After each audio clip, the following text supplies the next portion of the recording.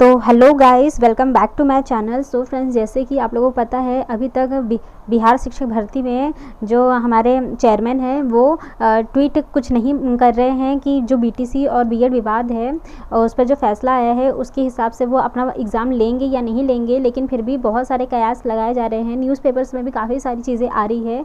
तो ये इसमें सबसे ज़्यादा घाटा सिर्फ और सिर्फ बच्चों का हो रहा है, चाहे वो बीएड वाले हो चाहे डीएलएड वाले हो, क्योंकि पढ़ाई तो दोनों को करनी है, एग्ज़ाम दोनों को ही देना है। इस मामले की वजह से सबसे ज़्यादा बीएड वाले परेशान हैं, क्योंकि उनको एग्ज़ाम देना है और उनको एग्ज़ाम से ही बाहर कर दिया जा रहा है। तो इस तरह से बहुत ही दिक्कतों में उनका पूरा फ्रस्ट्रेशन में वो लोग जी रहे हैं। लेकिन फिर भी फ्रेंड्स, आप लोगों को पढ़ाई तो करनी ही पड़ेगी और ये मत सोचिए कि हमें निकाला जाएगा या अंदर किया जाएगा। इस समय तो फ़िलहाल आप पढ़ाई करो और एग्ज़ाम दो।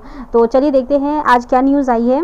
और ये देखिए फ्रेंड्स, सुप्रीम कोर्ट के फैसले के बाद बिहार के बीएड अभ्यर्थी परेशान। अभ्यर्थी तय नहीं कर पा रहे कि उनकी उम्मीदवारी रहेगी या नहीं रहेगी। देखिए, प्राथमिक कक्षाओं में बीएड योग्यताधारी शिक्षकों को न शामिल करने के सुप्रीम कोर्ट के फैसले के बाद बिहार में बीएड पास शिक्षक अभ्यर्थी उलझन में हैं। शिक्षक अभ्यर्थी यह नहीं समझ पा रहे हैं कि सुप्रीम कोर्ट के फैसले के बाद उन्हें बीपीएससी द्वारा आयोजित होने वाली शिक्षक बहाली परीक्षा में शामिल किया जाएगा अथवा नहीं। इस संबंध में 7वें चरण शिक्षक बहाली के लिए संघर्षरत रहे बिहार प्रारंभिक युवा शिक्षक संघ के प्रदेश अध्यक्ष दीपांकर गौरव ने बताया कि सरकार से तुरंत हस्तक्षेप कर शिक्षक अभ्यर्थियों की दुविधा समाप्त करने की मांग की है। मतलब इन्होंने ये कहा है कि हम लोगों ने इसमें कहा है कि आप लोग कुछ तो इस पर बात रखिए, ताकि इनकी जो भी परेशानी है बीएड वाले, वो ये तो एक रास्ता तो उनके सामने निकल जाएगा कि हाँ हमें पढ़ाई करनी है या नहीं करनी है, या तो फिर हम ये सब छोड़ के अपने अगले टीजीटी पीजीटी वगैरह की तैयारी करें। और उन्होंने कहा कि बिहार के प्रारंभिक विद्यालयों में 79,943 पदों पर नियुक्ति है, तो बीपीएससी द्वारा 24 अगस्त से परीक्षा प्रस्तावित है। और ये देखिए फ्रेंड्स, नीचे में बीएड पास अनामिका चंचला ने बताया कि 2018 में एनसीटीई ने बीएड को प्रारंभिक कक्षाओं में पढ़ाने के लिए योग्य माना था, लेकिन इसके बाद ही उन्होंने बीएड का कोर्स किया था। अब उनकी डिग्री प्राथमिक में पढ़ाने के योग्य नहीं है, ऐसे में परेशान है। फ्रेंड्स, कोई भी सभी बच्चे ही बहुत परेशान हैं। और बीपीएससी ने कहा कि तय समय में होगी परीक्षा। इन्होंने कह दिया है कि हमारी जो परीक्षा है हम तय समय में कराने वाले हैं। और ये देखिए दूसरी न्यूज़ है सुप्रीम कोर्ट के फैसले का असर शिक्षक भर्ती पर नहीं होगा। तो फ्रेंड्स, ये देखिए ये है मामला। सुप्रीम कोर्ट में याचिका दी गई थी, वो याचिका खारिज हो गई है। उच्चतम न्यायालय की ओर से एक सुनवाई में एनसीटी और बीएड डिग्री धारकों की एसएलपी खारिज करते हुए राजस्थान उच्च न्यायालय के फैसले को ही सही बताया है। इसमें कहा गया है कि केवल बीटीसी डिप्लोमा धारक ही तृतीय क्षेत्रीय के अध्यापक नियुक्ति परीक्षा लेवल 1 के लिए योग्य होंगे।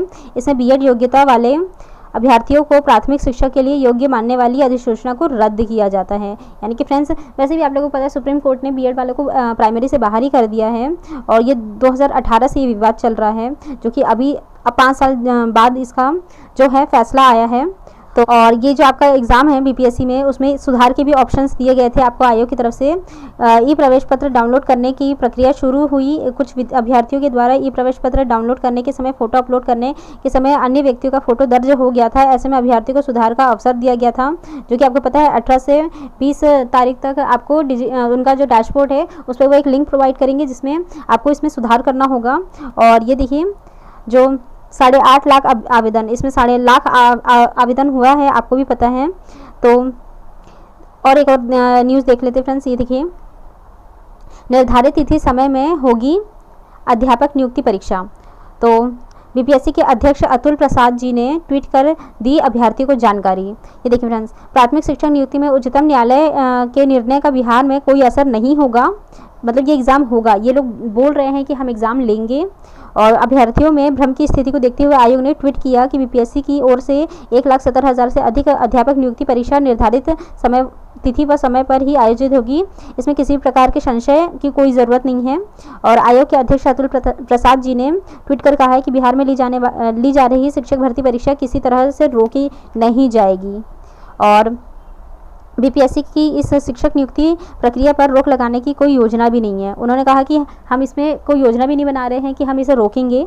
और आयोग की ओर से अध्यापक नियुक्ति प्रतियोगी परीक्षा 24 से 26 तक होने वाली है। देखिए फ्रेंड्स, यहाँ पर ये मामला भी बताया गया है और वैसे भी बहुत सारे लोगों के तब डाउनलोड एडमिट कार्ड होने भी लगे हैं।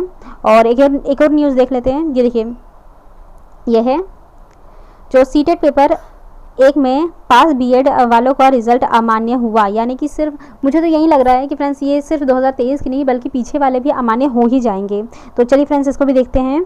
साल 2022 में सीटेट देने वाले अभ्यर्थियों का रिजल्ट अब अमान्य दिख रहा है। पेपर 1 की परीक्षा इन्होंने बीएड के आधार पर की थी। ऐसे में एक नहीं बल्कि जिले समेत सूबे में से सैकड़ों अभ्यर्थी है। बीएड पर सीटेट पेपर 1 पास करने वाले अभ्यर्थियों का रिजल्ट अमान्य हो रहा है और 22 में सीटेट देने वाले अभ्यर्थियों का डिजी लॉकर पर रिजल्ट अमान्य दिख रहा है। यानी कि जो 2022 में सीटेट वाले थे फ्रेंड्स, उनका जो डिजी लॉकर है उस पर इनका जो रिजल्ट है वो अमान्य दिखाई दे रहा है। और यही नहीं, धीरे धीरे इससे पहले के अभ्यर्थियों का रिजल्ट भी अमान्य होने लगा है। यानी कि जो 2022 के पहले थे, यानी कि 2018, 19, 20, इसमें जितने भी लोगों ने सीटेट का जो एग्ज़ाम दिया था उनका सभी का जो रिज़ल्ट है वो अमान्य दिख रहा है। इसको लेकर अभ्यर्थियों को में आक्रोश फूट पड़ा है। सीधी सी बात है फ्रेंड्स, किसी को भी गुस्सा आएगा इन सब चीज़ों पे। इनको या तो पहले से ही कोई प्लानिंग करनी चाहिए थी या लेकिन ये जो कोर्ट केस इतना लंबा चला 5 साल तक, यही पहले आ चुका होता तो कम से कम ये बिहार शिक्षा भर्ती में लोग क्लियर होते कि हाँ, हम इसमें नहीं बैठ रहे हैं। और देखिए, इससे पहले कि इसी डिग्री पर छठे चरण का शिक्षक बहाली में भी अभ्यर्थी बहाल हो चुके हैं। और अब उन अभ्यर्थियों की परेशानी यह है कि अगर अभी का रिजल्ट अमान्य दिख रहा है, जो इस डिग्री पर शिक्षक नियुक्त हुए थे उनके साथ क्या होगा। यही नहीं, 20 अगस्त को होने वाली सीटेट को लेकर भी असमंजस की स्थिति की अभ्यर्थियों में बनी हुई है। उन्होंने कहा कि परीक्षा हम देने जाए या नहीं जाए। यानी कि फ्रेंड्स, जो इससे पहले का एग्ज़ाम हुआ था छठे चरण का, यह अभी 7वां चरण चल रहा है, 7th फेज, जो छठे चरण में एग्ज़ाम हुआ था तो उसमें सीटेट के थ्रू ही बहुत सारे बच्चे नियुक्त हुए थे। तो अब उनको भी इस बात की टेंशन है कि कहीं ये जब अमान्य हो रहे हैं, ऑब्वियसली 22 से पहले के भी सीटेट वाले जो रिज़ल्ट थे वो अमान्य हो गए हैं, तो इनका भी अमान्य हो जाएगा। इस तरह से ये सोच रहे हैं कि कहीं हमें भी जो हमारी नियुक्ति मिली है उसमें से भी हमें बाहर ना कर दिया जाए। तो और ये देखिए, सीटेट में शामिल होने को बड़ी संख्या में बीएड डिग्रीधारियों ने फॉर्म भरा था। फ्रेंड्स, चाहे बीटीसी हो चाहे बीएड हो, वैसे भी मोस्टली लोग बीएड ही करते हैं ताकि उनको हर तरह से वो सोचते कि हमें फ़ायदा मिल जाए। हम जब हमें अलाउ किया गया है प्राइमरी में भी, तो वो क्यों टीजीटी पीजीटी को भी छोड़े। जब सारी चीज़ें उनको एक साथ मिल रही है तो कोई भी इंसान नहीं छोड़ना चाहेगा, इसलिए उन्होंने बीएड भी किया और ये फॉर्म को भी डाला। लेकिन अब यही हो रहा है कि जब बीएड को बाहर निकाल दिया जा रहा है तो उनका गुस्सा भी जायज़ है और ये चीज़ भी सही है। ये फ्रेंड्स, अभ्यर्थी शिवम कुमार ने कहा कि लगातार अभ्यर्थियों के साथ खिलवाड़ किया जा रहा है। प्राइमरी के लिए बीएड वालों को पहले परीक्षा में शामिल कराया गया और अब इस पर सैकड़ों अभ्यर्थी नियुक्त भी हुए हैं और अब बीएड को प्राइमरी के लिए मान्यता नहीं दी जा रही है। अभ्यर्थी रोहिणी संगीता समेत दर्जनों अभ्यर्थी ने कहा है कि हम लोग सीटेट पेपर 1 के लिए फॉर्म भरा हुआ है, अगर मान्यता नहीं है तो फिर फॉर्म ही क्यों भराया गया था। और जब पास करने वालों का रिजल्ट अब अमान्य किया जा रहा है तो हमारी परीक्षा कैसे ली जाएगी। सीधी सी बात है फ्रेंड्स, ये लोग भी कहीं ना कहीं बस बीपीएससी सरकार को जो 20 तारीख है उससे पहले कुछ भी एक बयान प्रस्तुत कर देना चाहिए। एनसीटीई तो गाइडलाइन उनको जारी कर देनी चाहिए, लेकिन देखते हैं क्या होता है, क्योंकि इसमें बच्चे परेशान हैं, क्योंकि वो लोग ना पढ़ पा रहे हैं और फ्रस्ट्रेशन में ही उनका पूरा समय चला जा रहा है कि क्या होगा क्या नहीं होगा, क्या होगा क्या नहीं होगा। उनके यहाँ तक कि फैमिली भी परेशान है, लेकिन क्या किया जा सकता है।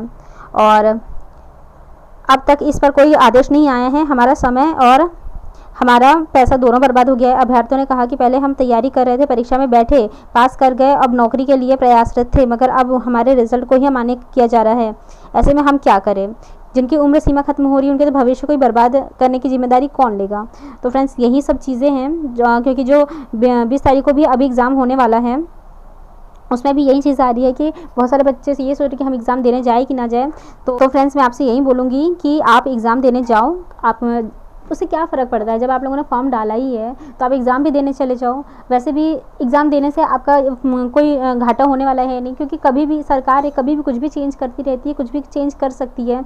आप लोगों का जो है नुकसान समय का और जो पैसे का गया है उसकी भरपाई तो कोई नहीं कर पाएगा, लेकिन आपके पास जो ऑप्शंस है कम से कम आप उसे भुनाइए, कम से कम एग्ज़ाम देकर आइए। भले ही वो बीपीएससी शिक्षक भर्ती का हो चाहे सीटेट का हो। एटलीस्ट सीटेट का तो आपको सेकंड पेपर तो देना ही पड़ेगा हर हालत में, बिना, क्योंकि सीटेट के थ्रू ही आप टीजीटी पीजीटी में अलाउ हो सकते हैं। तो फ्रेंड्स थोड़ा सा धैर्य रखिए, देखते हैं एनसीटी की गाइडलाइन कब जारी होती है। गाइडलाइन जारी होते से ही सारी चीज़ें क्लियर हो जाएगी, साफ़ हो जाएगी। वैसे तो अभी जो बीपीएससी के चेयरमैन हैं वो ट्वीट कर रहे हैं, लेकिन फिर भी उससे बच्चे संतुष्ट नहीं हैं। लेकिन फ्रेंड्स आपको सिर्फ और सिर्फ इंतज़ार करना होगा। ये आंदोलन खुद को भड़काने, आक्रोश करने से कोई फ़ायदा नहीं होगा, क्योंकि जो एनसीटी गाइडलाइन जारी करेगी उसी पर ही बीपीएससी सरकार अपना एग्ज़ाम भी लेगी और उस पर फैसला, क्योंकि उन्होंने कहा है कि हमारा भी फैसला एनसीटी की गाइडलाइन के अधीन ही होगा। तो फ्रेंड्स बस वेट कीजिए, वेट एंड वॉच कीजिए और बस थोड़ा सा पेशेंस रखिए। बस एनसीटी की गाइडलाइन जारी होने की देर है। तो फ्रेंड्स यही थी आज की अपडेट। मिलते हैं मेरे नेक्स्ट वीडियो में। Till then stay happy, stay healthy, bye.